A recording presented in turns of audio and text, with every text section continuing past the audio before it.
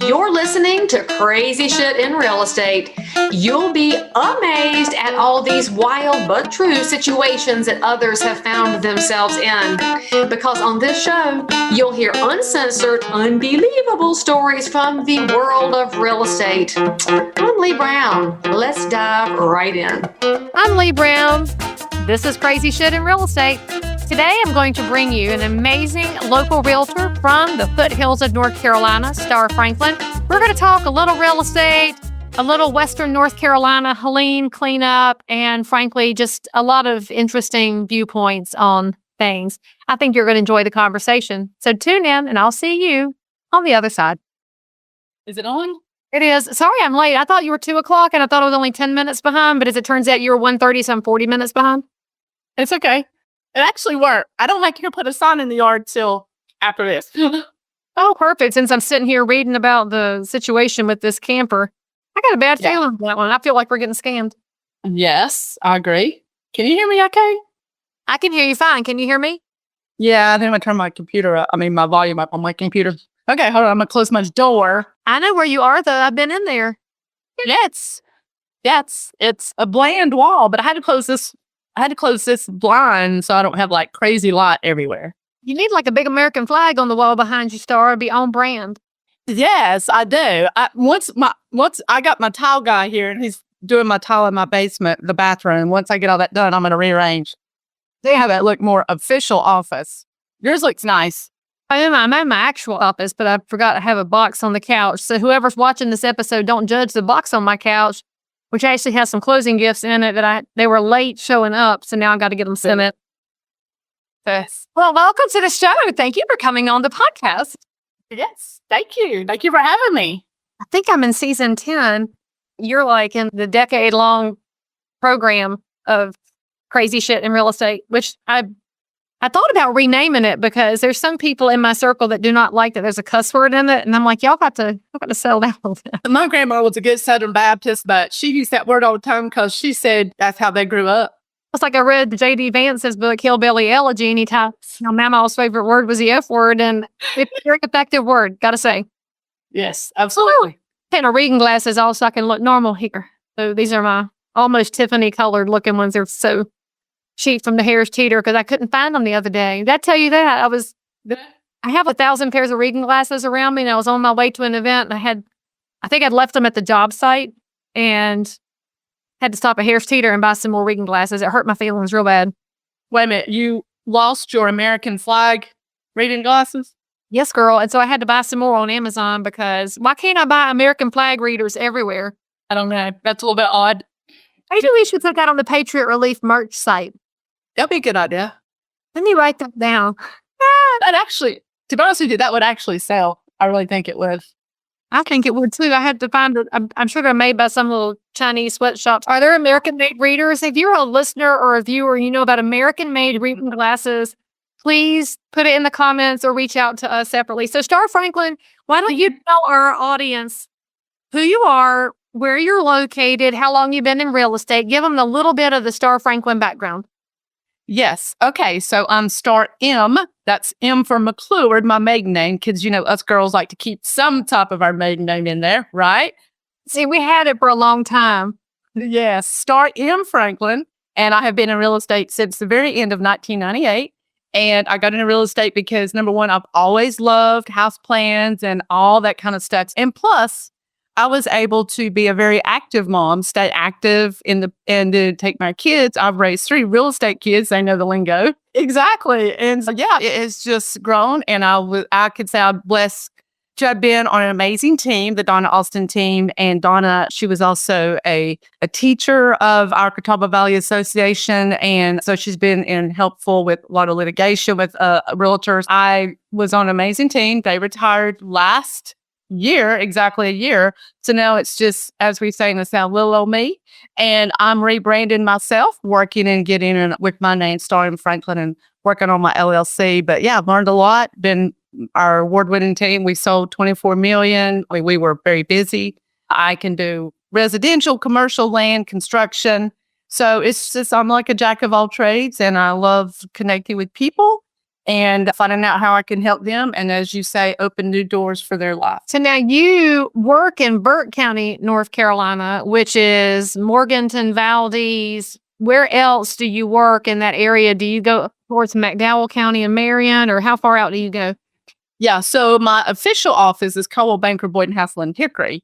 So Catawba Valley Association, but we do Caldwell, Burke, Alexander, McDowell, as we say, McDowell, and I go into Avery, Watauga, and I do some in Lincoln County just because I grew up, when I was a little girl, my dad built a log house, a 2-story log house on 100 acres out close to South Mountain, there, Sugarloaf Road. So we were close to Shelby. We were close to I grew up, my papa took me to cow sales and all kinds of stuff. I know a lot about the country. I know a lot about the city area. When I say city, Hickory is as big as we get, right?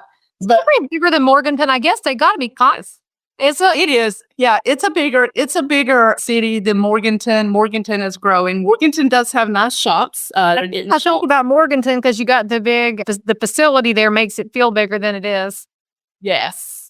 So we're growing by leaps and bounds. We got people moving here from all over. Yeah. So why don't you live in that 2-story log cabin on 100 acres? Because if that was what my papa had, I would have put down a claim and taken it. Yeah. Okay. So my dad inherited the land, and I love your dad. Yeah, but it wasn't mine to keep. It was my parents, and then my papa and my uncle. They decided to sell it because it was just a lot to keep up with. And would I love to have it? Yes. Would our family love to have it again? Absolutely. But having said that, my other set of grandparents, I grew up between Linville River, a cabin there, and then Lake Hickory, we had a cabin. And so we were all over between the farm animals and the lakes and the rivers. And I felt like we had it all. The hardest thing about growing up on land, I grew up on 400 acres, and you're so used to just roaming around. And then when you become a grown up, you don't want to deal with it. And then you become the next level of grown up and you wish you could deal with it again.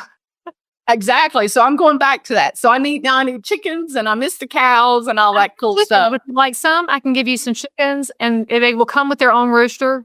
He is available to guard your flock. He's wonderful at that. In Valdez, we can't have roosters. There's an ordinance against it. I know, but I think the police chief is going to work with us because he should know that the rooster I'm giving you is named President Franklin Roostervelt, basically a president. And I think that the chief would like that.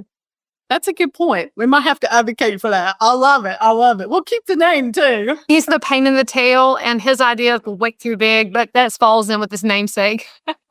Of course. He's going to strut that around. Absolutely.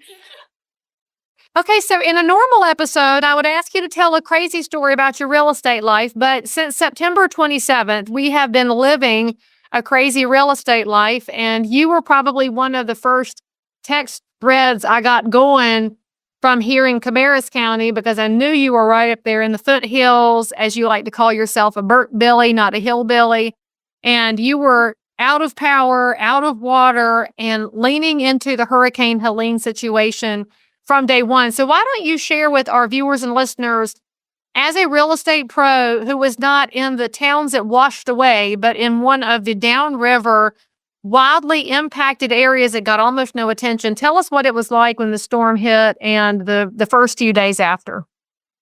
Yeah, so I had been in hurricanes before just because being at the beach. My grandparents had a beach house, but this is different because usually hurricanes slow down over land. This did not. Who knew it was going to be this bad? Nobody didn't. When I grew up in the country, we camped out in that log house where it was finished. I know all about camping, oil lamps and stuff like that. Just wasn't prepared, right?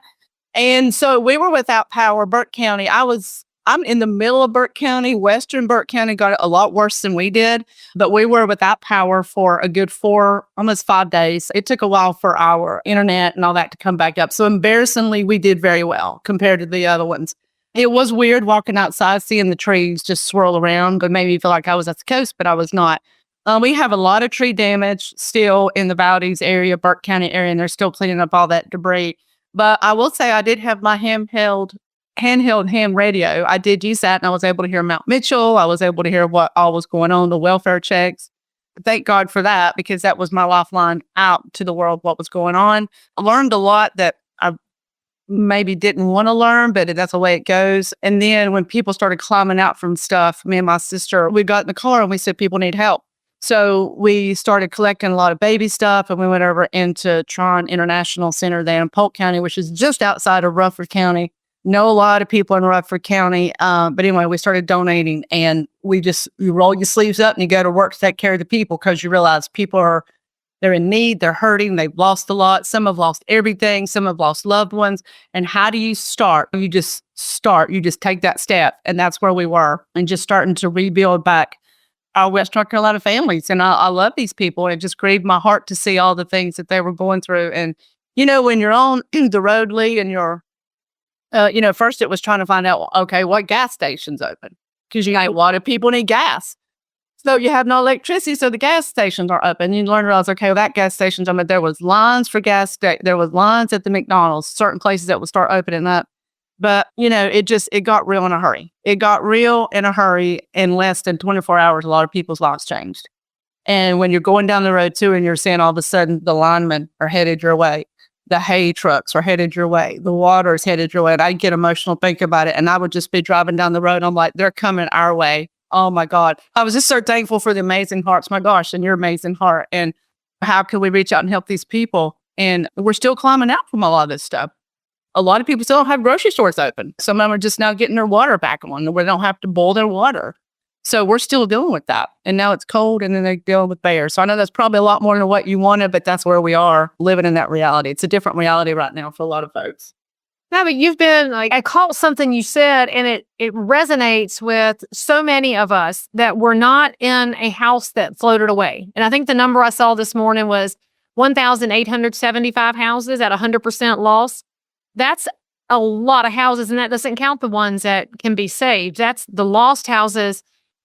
You said, embarrassingly, we were only out of power for a few days. And I think that's where I know that we didn't have internet for a week. We only lost power for a couple of days because we were outside the zone. And there's a survivor guilt that goes along with, I'm not experiencing on a personal level what my neighbors are experiencing. Therefore, I have to go all in for this. And wonder where it's so interesting that you said that, because I hadn't even thought about being embarrassed to be okay, but it's totally how I felt. And I know it's how you felt when we were running those first loads in and out. You take a load in to people that are desperate, and you come home and you're like, I'm okay. And they've got nothing. And I still feel that now, which is what makes real estate harder than I think it was before the storm, is that an okay house is so blessed and lucky. And a not okay house, we do roll up our sleeves, and how do we help? And I think maybe it's why as real estate agents, we see this a little differently, because we're so connected to what houses mean. And I know you and Angie saw that going out and trucking up mountainsides to go visit people who've not had a human visitor. That lady that you carried those baby supplies to, I think about her all the time, that older lady. Yes. She just wanted to visit with y'all. Like, it wasn't the stuff or the house. It was, like humans. Yeah, which is very nice, because to be honest, we were trying to figure out how we get up our driveway. No, you make your mug boo pro. No, that was not happening, right? We were up on the mountainside in Swannanoa, and bless her heart. She was like almost 80. Anyway, but her great niece had come to live with her, because she lost her house, and she had an infant, and then a little one, and she's expecting another one. So you go hiking the stuff up the side of the mountain, because you do what you have to do to help the people. It's about helping the people. It's about loving on the people. And that's just one story. And she's the one that told me. She was the very first person that I heard say she's dealing with bears. I look over and see they had to clamp down all their trash cans and everything. And I'm like, are you dealing with bears? She goes, yeah, we got bears. She said, I have a family of 5 out there that was visiting them. And this is a little single wide manufactured home. And you're like, wow, because the bears, all that stuff, they've been inhabited, but their habitation had been turned upside down. But I'm going to go back to something that I think is interesting, that we take advantage of driving downtown our little towns and seeing the lights. We were without lights for almost well over a week. Everything is dark at night. It's dark. You don't have a street light. You don't have anything like that. It's going back and being thankful for the little things that I never thought I would need to be thankful for, if that makes any sense. I'm thankful. Yeah, because You think about the pioneers, like the 1800s. Oh, no wonder they went home at 5 o'clock. It was dark, and there's street lights, and you don't have your car to get in and plug things into. You best be home because the bears are out, and it does connect you back to that. But then also you realize how fragile our system actually is, and I think that's what we experienced those first few days, just trying to help people get. That agent over in Edneyville, who was the one that told us about the shelter that was using diapers because they were, T-shirts for diapers because they were out. And you realize how fragile our supply chains are and how their grocery store's gone and the CVS is gone and there's nowhere to get them except for reach out to your real estate friends who have a network, and we got a buddy with a trailer who can get them in. And it happened like that. See the storm coming, you don't realize what it's about to look like. No, and that's the thing too, is all the small communities that we visited, whether it's Yancey, Madison, Avery, you could go into all of them, Rutherford County. It's what do people need? It's their needs. And sometimes those needs change. But yeah, the baby stuff, the baby formula, and that makes me think of that little lady that we met up there at that little church up in Minneapolis, who she just gotten out of the hospital and she'd given birth. That story probably sticks with me the most. I've heard a lot of amazing stories, amazing not in a good way, but at the same time, amazing how the Lord took care of them in a lot of this situation too. But she had to go, obviously she gave birth. She couldn't keep them because they said she didn't have a home to go back to. Thankfully, they found a foster parent that would take care of her she named him River, right? And that would take care of him until she could get back on her feet. But that day she came to the church. She had just gotten out of the hospital because she drinking some bad water and made her sick. So we don't think about that. So the wells were compromised. And I'm sitting here at my table when you and I were talking about logistically getting some trucks in and out. And all of a sudden I'm like, their wells are going to be messed up. Their septic systems have been messed up. So we don't think about that. When you add utilities in, that's a whole nother level that we're talking about. Not just shelter, but now our utilities. And so having met her, she was coming back, healing, number one, of giving birth in this, and also getting better herself so she could physically take care of her son. Then you get the people that want to take these scenarios and turn it into social media gold and turn it into something it's not with, oh, DSS took her baby. Like, you don't understand. If you have a newborn and you have nowhere to go, they're trying to make sure the baby is out of the elements so the baby will survive. And it was the lady who had coordinated that event, was her cousin had taken the baby in. So this lady at least had access to her kid while she's trying to get better and figure it out. But the layers of trauma people are going through, it's not enough that she went through the hurricane and gave birth, which is a traumatic medical event, and drank bad water, and her baby's living in somebody else's house, and she's got nowhere to go. But her friend brought her in to get some help. But cousin of this other lady said, don't worry, honey, we got a place for River to stay.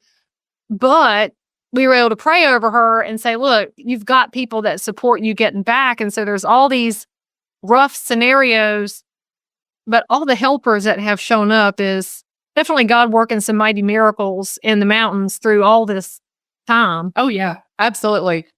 Absolutely. And I know that we're the hands and feet of Jesus, and a part of our job is, it's not just making that sale. That's okay. That's in the end goal for sure. But the biggest thing of it is, how can we actually help the people? So we have a heart for the people. It's beyond that closing. It's about creating relationships, building those communities, and helping them get involved and helping them get established roots and be a part of the community. And you know them, and then you get to know their kids, their families. And that's what it's about. It's about helping the person.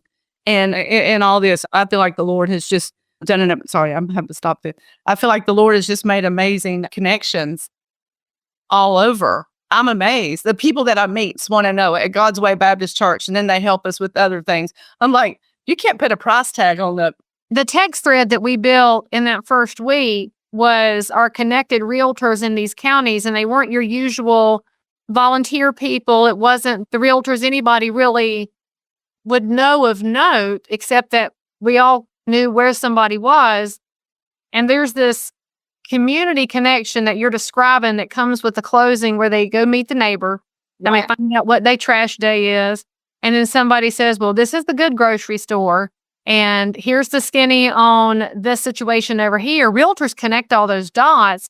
So when the lights go out, a lot of times it's realtors that are out there checking on their clients. Hey, you good? You need anything? And the number of agents who've cropped up, there was this one lady cropped up last week. She said, I'm a real estate agent and also a hairdresser. And so I heard that you met this friend of my friend, and I wanted to ask this question about what I could help with. And I was like, all right, dot connection. But her little real estate brain was like, and she knew exactly where to lean into that connectivity, which it's a superpower that realtors have. And I don't think the public sees that often enough, Starr, because we don't talk about our own connectivity as much as we talk about what we sell. No, yeah, and I hope you can hear me because my AirPods have been messing up. You can hear me okay? Yeah, I'm sorry.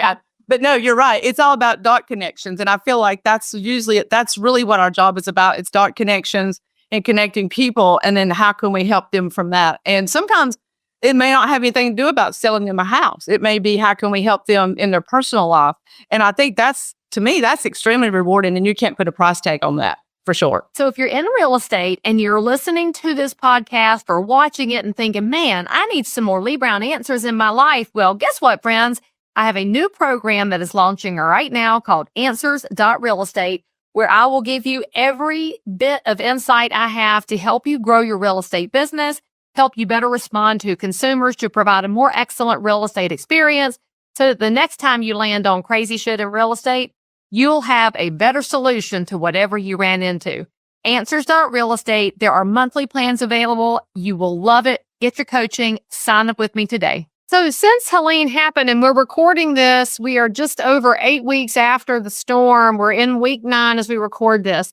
What's happening with the real estate market? Are people buying and selling the houses that are unscathed? Are people getting resituated? What are you seeing as a practicing realtor in the mountain counties?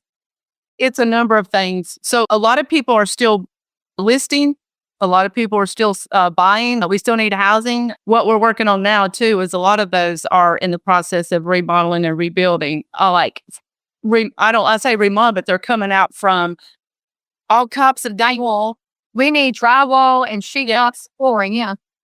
Yeah, so we need all that. We need storage buildings. My gosh, everything. I've seen a lot of people who are able to salvage their house. Mud came in the floors, maybe by that, yes.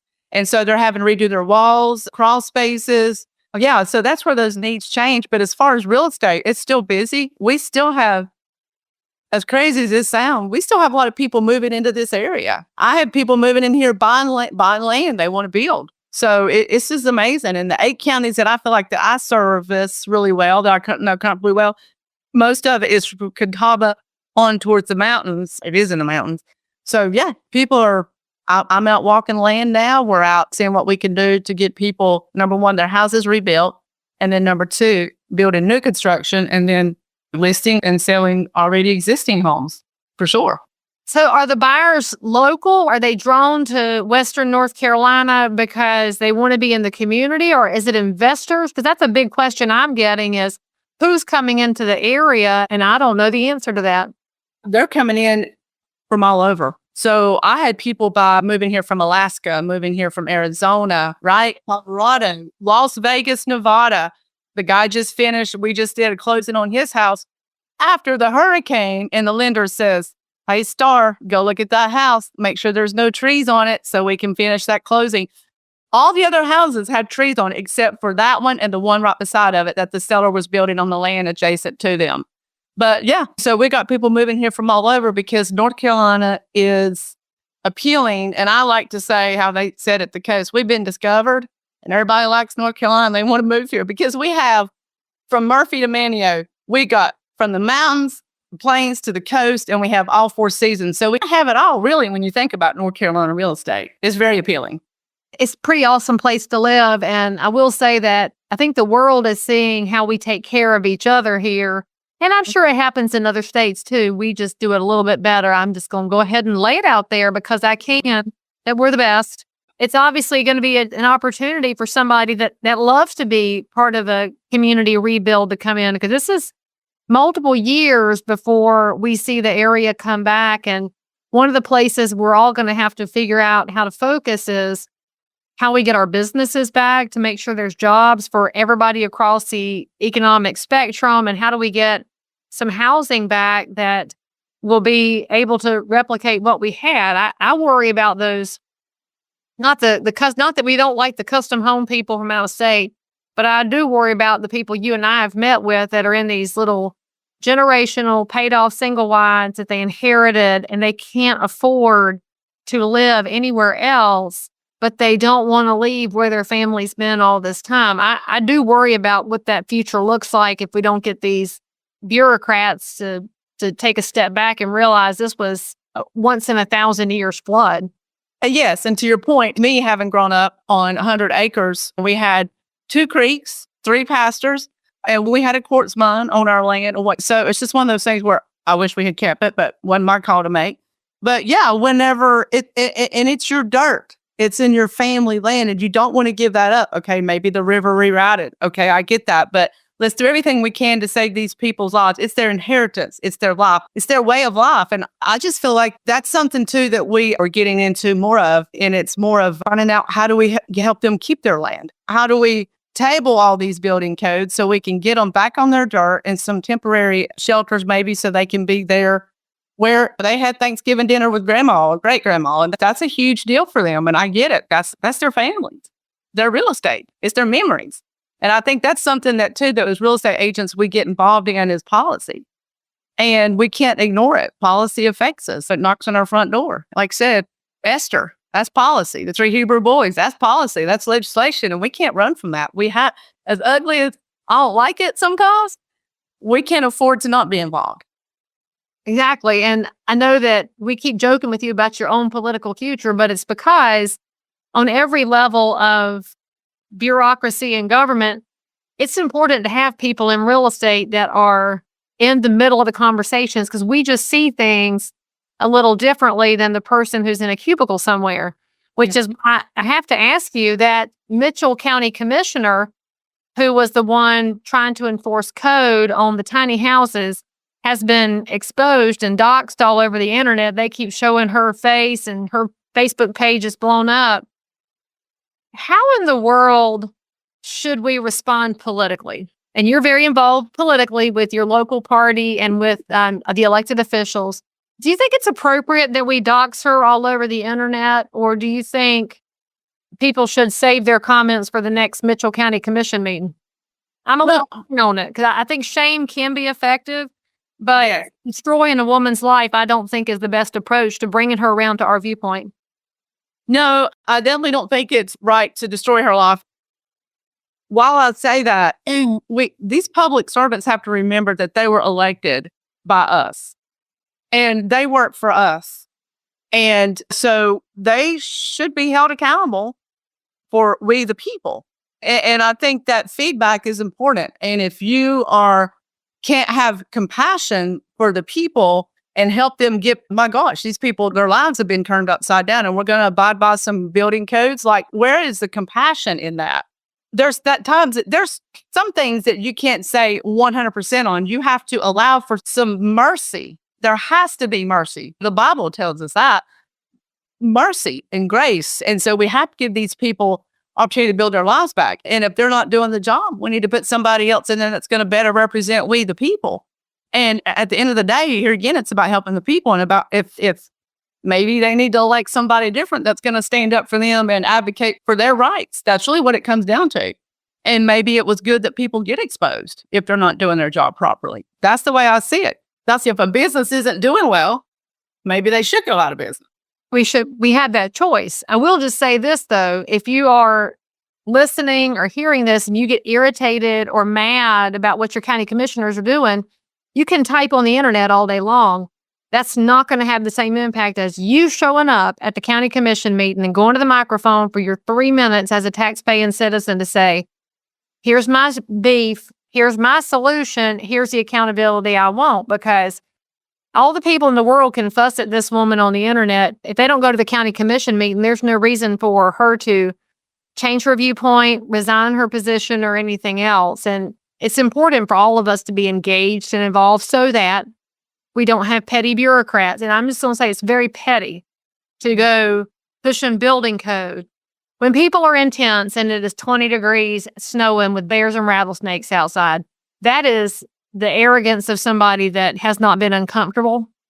And you're supposed to be uncomfortable because you're exactly right. The elected officials work for us, and we have to quit treating them like they are some kind of extra special celebrity. They're not celebrities, they're public servants. But you hold them accountable, go into their offices, go to their meetings, go to their town halls, and show up. We have to do that. And I think the mountains has shown us that in so many different ways. My question is going to be, though, how do we make FEMA, a federal bureaucracy, stop putting its boot on the neck of North Carolinians in counties affected by disaster? I know how we get to the Mitchell County Commissioner. We can show up at the meeting and probably enough people could give their 3 minutes to where she will quit. I don't know how you get to FEMA, except that I hope that this new efficiency plan will get to them, but I have my doubts. Yes, and to your point, so it's not just on the local grassroots going to town council meetings. And by the way, we get 5 minutes, so I'm glad we get an extra 2 minutes. Well, we only get 3 in Cabarrus County, so y'all are in Winstonburg. Yeah, we get 5, so I'm thankful for that. But no, it's actually sometimes showing up boots on the ground up in D.C. at our local congressmen and our state and our senators. As, hey, looky here, this is not right here. When you're talking about FEMA, which is the federal, sometimes it obviously can go beyond the state legislation, so it needs to go into federal. And we need to hold our senators accountable and be up. They say for every one visitor in D.C., you got 1,000 people behind you. So on that stat, so if you got 10 people showing up on behalf of West North Carolina, getting FEMA off doing the right thing, where we have to shame them into doing the right thing or what. But if we have 10 people show up at our state senators, where it would be Tillis and Bud for us in North Carolina, and say, look, we're here, we're the face of West North Carolina, we need help.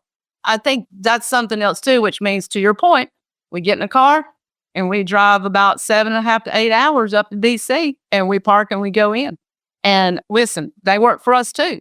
But it's nice I'm going to say this. It's nice that they have the members only elevator, but will we not vote them in there? So my thing of it is that we don't want everybody feeling comfortable, because there's a lot of people that are uncomfortable in West North Carolina. And to your point, FEMA, it's bad if you have to shame them into doing their job.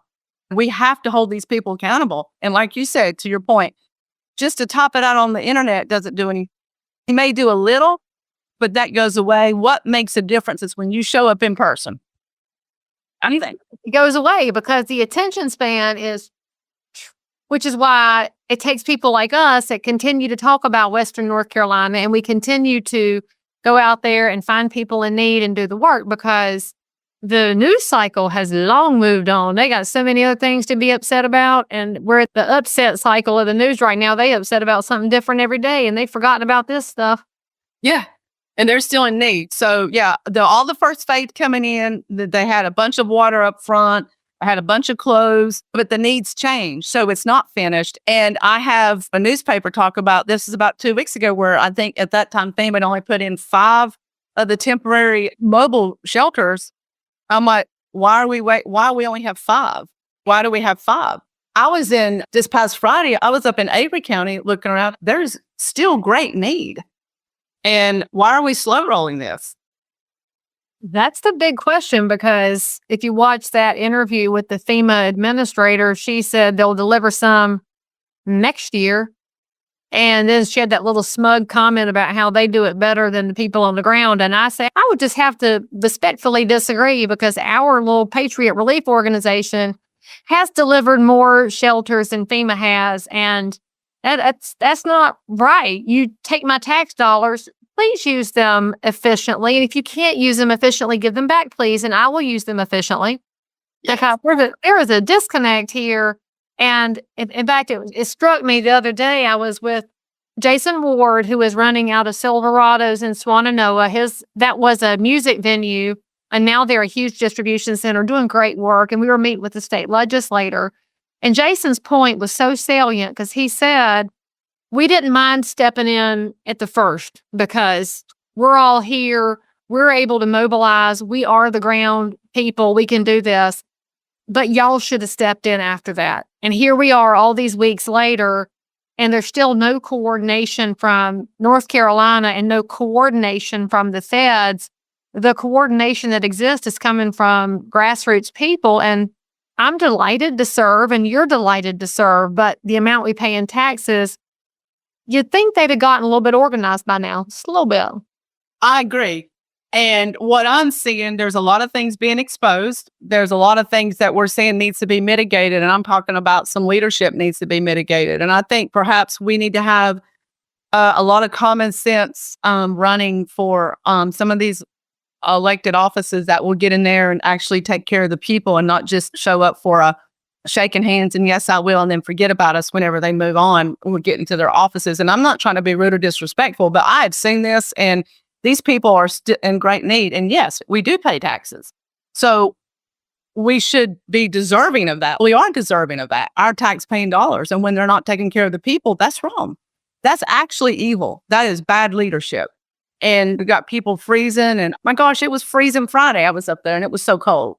And I think so many people are disappointed, the feedback I'm hearing, and it just wasn't handled well at all. But to your point, thank God that there was Patriot Relief. There's so many other people out there, good organizations, Samaritan's Purse. A lot of people are helping, and thank God for that. The little churches or the donation sites, some of these little rural fire departments, they know the people.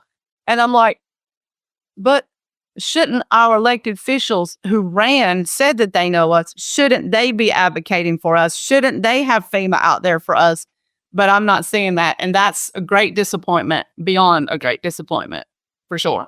Because you and I are very positive people, we're totally going to give a giant round of applause and high fives to Senator Warren Daniel and his wife, because they have tirelessly worked in the region.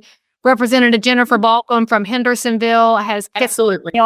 She was the one that let my representative, Kevin Crutchfield, know about the flip-flop situation so we could mitigate that right away.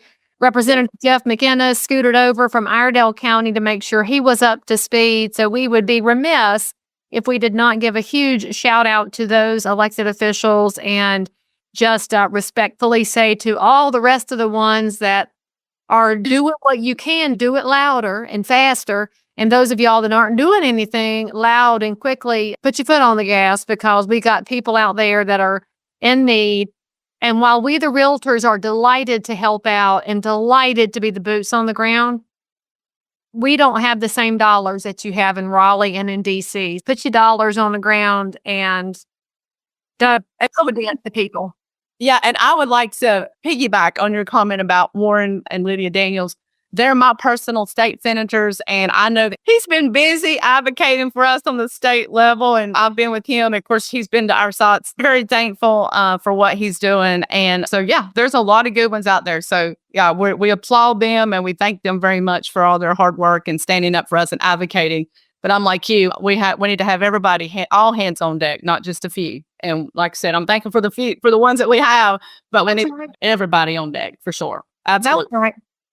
All right. So if you could, let's finish our episode with a what if question. So if you could change one thing about real estate, and you've been in the business for almost 30 years, how crazy is that? You are past your silver anniversary and heading towards the 30 mark. What's the one thing you would change about real estate if you could change anything? Gosh, that's a really good question. I'm thinking some of the forms I don't like. We can blame the DOJ for that. We can blame NAR and the Consumer Federation of America. We can blame all the organizations that are telling us how to do things. But North Carolina is better than most states. So you can't fuss about the forms. Taking that away. Try something else. Yeah. Gee, gosh, Leigh, that's a good question. You put me on the spot. I might have to mull that one over because I have a couple, but I don't know. I really like a lot about what North Carolina does because we've had buyer agency in place for a long time. So we already know buyer agency, and some of the states that don't are scrambling to catch up. I feel sorry for them. We're so fortunate here. So I really love buyer agency, and I don't know, maybe make it a little bit easier for the first time home buyer. I think a lot of times they really stumble trying to get into homes. And I think maybe I don't know if this is a federal government thing or what, but maybe make it a little bit easier for those that are really trying hard to get into home buy, to have that 911 physical address. They want to have that deed. And I think maybe we can make it a little bit easier because sometimes when the rubber of life hits the road, some people have had some hiccups, and I would like to see maybe a little bit more grace and mercy towards, especially the first-time home buyers who fallen on hard times or something, and they really want that house. And I think I would like to see a little bit more help for them. If I could change some stuff on that for them, I definitely would. What you're saying there is that our lives should not be controlled by 3 credit bureaus who are unelected and telling us what we can and can't do, which I think is something we should tell Elon and Vivek about for their little government efficiency project, is wipe out the credit bureaus. Yes. Because they do stop a lot of people who perhaps didn't have the education early on about what a credit score is, where it came from, or how to build it and protect it. So that's a really good point. You and I have served people that have paid cash for everything because they listened to Dave Ramsey, and then it turns out their credit score doesn't allow them to get a mortgage, but they're very qualified. They went to community college and changed jobs, and now they don't have the proper amount of time to get the credit bureaus to give them the right score. I think it's a great point, but what's cracking me up here is that I know now how much relief work you've done in the last 2 months, because you talk about a 911 physical address, because Lord, have we had that conversation. What's your 911 address? That's right. I need your physical address. 911 find you and we can get you mail. That is the new standard. God love it. I do too. And UPS and FedEx, they got to have that physical address because they don't deliver the post office boxes. So there you go. I don't know, but the alternative is Amazon bringing it in by drone, and I'm a little creeped out by that. Not gonna lie to you. I'm not in favor of Amazon dropping me anything to my house. Yeah, not a fan either, for sure. Starr, if somebody wants to reach out to you and find out more about the areas that you cover, about how they can buy some land or call on you as a real estate or political expert, what's the best way for them to find Starr M. Franklin? Starr M. Franklin. I have an Insta and Facebook account, but also my cell is 828-308-7485. Let me say that again, 828-308-7485. I am advertising on WSVM as Starr M. Franklin. But yeah, and of course, I am an agent with Coldwell Banker, Boynton, Hassel, and Hickory. There's not a Lana Austin look good. I know how proud she is of you, because that woman's an icon in real estate. She's a great teacher. I miss her. I have felt orphaned for a whole year, but I'm getting used to this different seat. So I'm learning, and I'm thankful that I have you to hang out with. So I have a new sister, and I'm excited about that. Let's be honest, Donna doesn't miss real estate nearly as much as it misses her. That's true. That's true. She's coming in this month. I'm being sworn in as a board of director for Catawba Valley Association of Realtors, and she's passing the baton to some other people. So I'll get to sit with her one more time. So I'm excited about that. Thank you for serving real estate. Thank you for serving the state of North Carolina in all the ways. And thank you for being my sister in Patriot Relief, because it's just been the blessing of my life to have you to ride along with in this project. And I know we got a lot more years of doing good things together. Amen. Thank you. It's been my pleasure and totally my honor. Thank you, Leigh. All right, people, if y'all got something to say, something nice about Starr in the comments, hit the subscribe bell so you can catch more conversations, and we'll see you next time on the show. By the way, friends, don't miss my brand new coaching program at answers.realestate, where you can have access to Leigh Brown, submit your questions, have them answered, meet like-minded professionals, have an entire library to help you build your business no matter what happens in the market. Get signed up today. I promise you'll be glad you did. As always, I'm so super thrilled that you joined in for more crazy shit. And if you're a realtor, investor, inspector, lender, or just a regular human being who happens to have an unbelievable story that you need to tell the world about, or frankly, you just need to one-up the story you just heard, then make sure to DM me on Instagram at Leigh Thomas Brown, or tweet me at Leigh Brown, or frankly, any social network where you hang out. I'm there. And if you had some fun, then you totally want to subscribe so you don't miss out on any future episodes.